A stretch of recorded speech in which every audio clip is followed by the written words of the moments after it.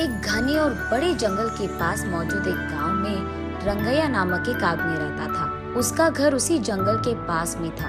उस घर में वो अपने बीवी और बच्चे के साथ रहता था।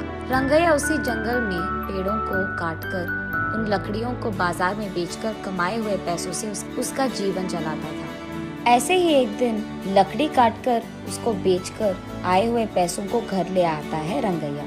उसे देख उसकी पत्नी रत्नम्मा ऐसे कहती है, सारी जीवन ऐसे ही काटनी है क्या, लकड़ों को काटते हुए? अब क्या हो गया? क्या क्या हो गया? ज्यादा पैसा कमाना नहीं है तुमको, अपने बेटे को पढ़ाना नहीं है, घर नहीं खरीदना है, हमेशा इसी घर में रहते हुए उन्हीं लकड़ियों को काट कर उन्हें बेचकर जीना है क्या? ऐसे कहती है। जब देखो बस पैसों का ही चर्चा, और कुछ सोचती भी नहीं हो क्या तुम? हाँ, मुझसे पूछना है कि और कोई सोच नहीं है, पर आपका तो सोच नहीं बदल रहा। इसके बाद रंगैया उसकी बातों को सुन नहीं पाता है, इसलिए वो चुपचाप वहाँ से चले जाता है। उस रात को रंगैया अपने घर की खिड़की से बाहर देखते रहता है। दूर में उसे एक छोटी सी रोशनी दिखाई देती है और वो ये भी देखता है कि कई सारे गाड़ियाँ बाहर से जंगल की ओर और जंगल से बाहर की ओर जाते रहते हैं। मैं तो हर रोज इसी जंगल में काम करता हूँ। मैंने आज तक लकड़ियाँ काटते हुए किसी को आते या जाते नहीं देखा है, ना ही सुना है। लेकिन हर रोज रात के समय में यहाँ गाड़ियाँ आती जाती रहती है। मुझे कुछ तो करके जानना होगा कि वहाँ हो क्या रहा है। अगले दिन सुबह उठते ही जहाँ उसे कल रात रोशनी दिखी थी, उसी तरफ जाता रहता है रंगैया। वहाँ उसे झाड़ियों के बीच एक गुफा दिखाई देती है। उस गुफा में वो डरते डरते जाता है। दिखने में वो बाहर से छोटा ही क्यों ना हो, अंदर से वो गुफा बहुत बड़ा था। उस गुफा में गैर कानूनी से कटे हुए चंदन के सारे पेड़ दिखाई देते हैं रंगैया को। उन सारे पेड़ को देख रंगैया को सारा विषय समझ आता है। अच्छा, तो बात ये है कि चोरी से इन चंदन के पेड़ों को यहाँ छुपाकर इन्हें रात के समय में यहाँ से बाहर निकालकर बेच रहे हैं पैसों के लिए। वो उसके चारों ओर देखने लगता है। तब उसे अचानक किसी के पास आने के आवाज सुनाई देती है। तुरंत वो एक चंदन के बड़े पेड़ों के पीछे छिप जाता है। कुछ देर बाद घर जाने की कोशिश में वो उठने के लिए सहारा के लिए नीचे मौजूद पत्थर पे हाथ रख के अपने आप को उठाने की कोशिश करता है। बस पत्थर अंदर गिर जाता है और वहाँ एक छोटा सा दरवाजा खुलता है। रंगैया उस द्वार के अंदर मौजूद सीढ़ियों से नीचे गिर जाता है। तब उसे समझ आता है कि ये गुफा उस गुफा के अंदर है। तब वो देखता है कि उस गुफा में कहीं ऊपर से थोड़ी सी रोशनी आ रही थी। चारों ओर अंधेरा था, लेकिन वो रोशनी जिस दिशा में गिर रहा था वहाँ बैंगन का छोटा सा एक पौधा था। उस पे लंबे और बड़े अच्छे बैंगन फूले हुए थे।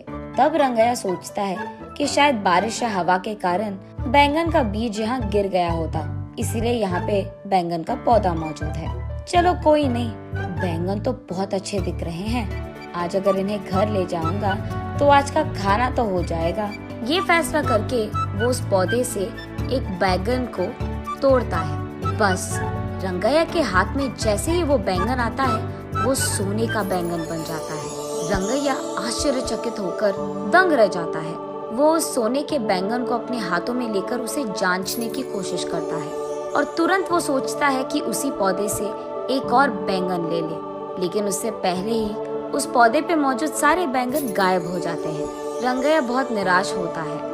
चलो कम से कम एक तो बैंगन मिल गया, अगर ये मैं मार्केट में बेचूंगा तो बहुत सारे पैसे मिल जाएंगे, तब मुझे कई दिनों तक कुछ भी काम करने की कोई जरूरत नहीं होगी। ये फैसला करके उस गुफा के सीढ़ियाँ चढ़कर वो बाहर की गुफे की ओर आता है। रंगैया जैसे ही बाहर आता है, वो दरवाजा अपने आप बंद हो जाता है। उस गुफा से बाहर आते ही चोरी चोरी छुपकर वो अपने बीवी के पास जाकर इस सोने के बैंगन को दिखाता है।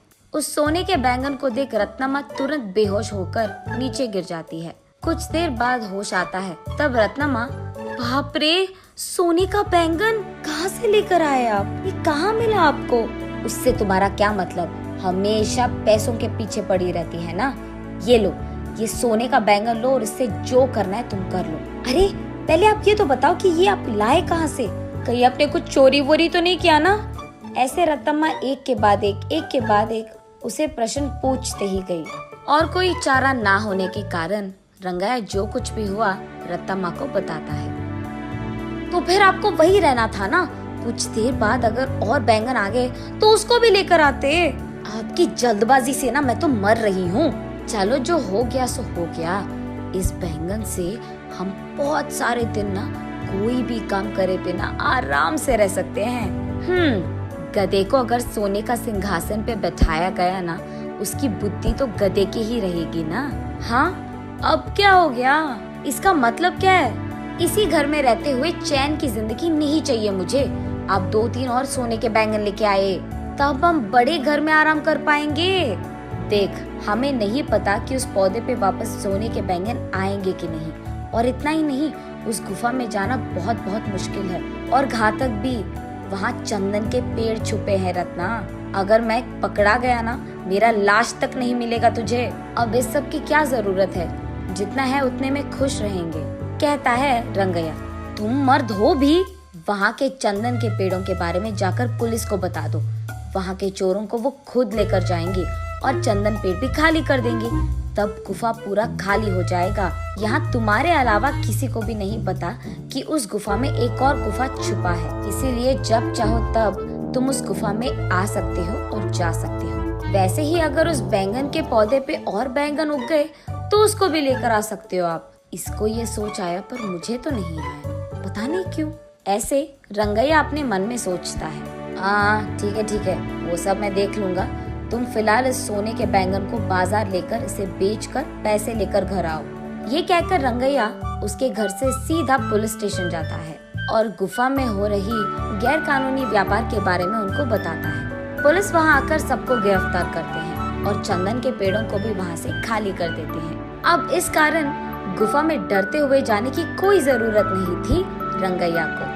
अगले दिन वो उस नीचे वाली गुफा में बैंगन के पौधे के पास जाता है। तब वो देखता है कि वो पौधा बैंगन से भरा था। इस बार वो एक बैंगन को लेकर जल्दबाजी में दूसरा बैंगन लेने ही जा रहा था कि सारे बैंगन गायब हो जाते हैं। तब रंगैया को समझ आता है कि असली बात ये है कि बैंगन रोज के एक ही मिलते हैं।